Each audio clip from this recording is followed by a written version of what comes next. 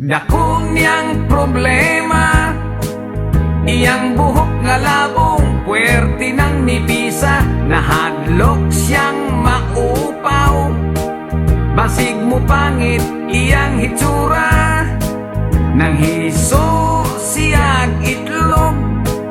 May tayo kong paog dunay lana, has kang di malasa, walay buhok mitubo, gitugkan hinoon siya o kaspa. Tungod sa kabalaka, gipakonsultas doktor nga espesyalista, pasyente nagduda, kay ang doktor puwerte sang upawa.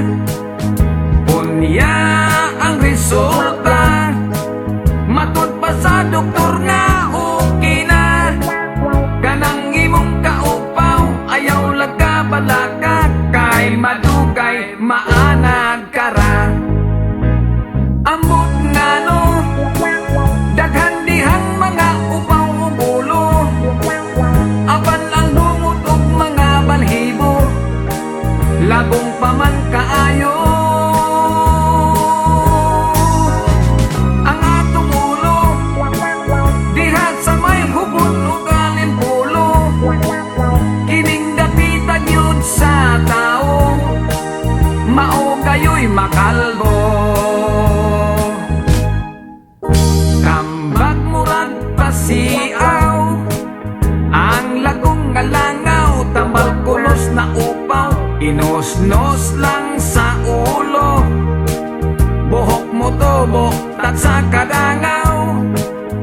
Iya kining gituman, lagong ginosnos kini adlaw-adlaw, baligos ka simana, gisusigitan aw, ang upaw misamot kasinaw.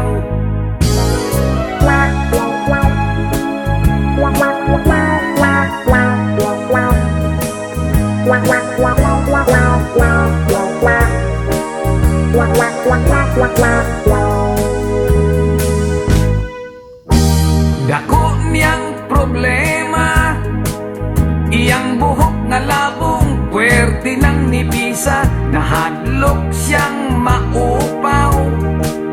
Basig mo pangit iyang hitsura, mitanaw siya sa samin, iyang naong murag siyubaw nga lingin, sa likod o kilid, taas abot sa aping, apan ang ibabaw daw gikaingin.